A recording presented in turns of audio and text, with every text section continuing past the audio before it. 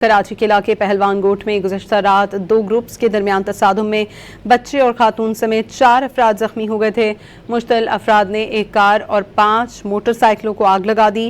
Police की जानिब से ताहाल वाक़े का मुकदमा दर्ज नहीं किया गया, जबकि तसादुम में मौजूद अफराद की शनाख्त का अमल भी जारी है। इस पर मज़ीद बात करेंगे। डॉन न्यूज़ के रिपोर्टर पहलवान गोट में वाक़े के मकाम पर मौजूद हैं मोहम्मद बिलाल खान। जी बिलाल, अपडेट कीजिएगा।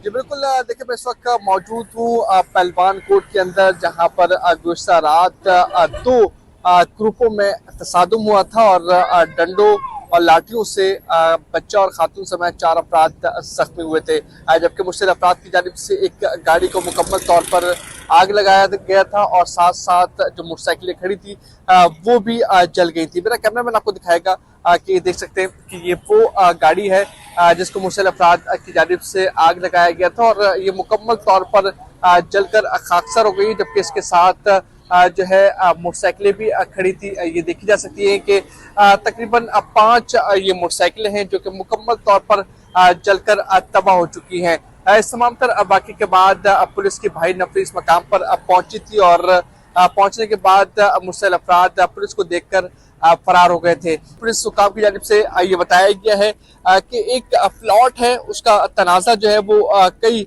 सालों से चल रहा है। गुज़श्ता रात भी दो ग्रुपों में बातचीत हुई और बातचीत होने के बाद जो तसादुम था वो शिद्दत अख्तियार कर गया।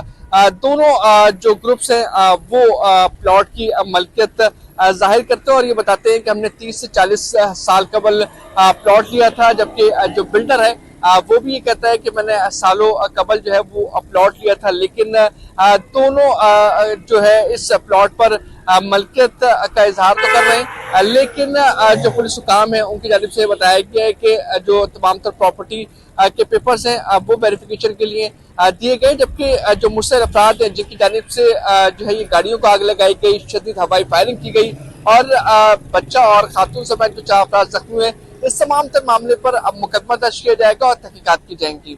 बहुत शुक्रिया बिलाल आपका।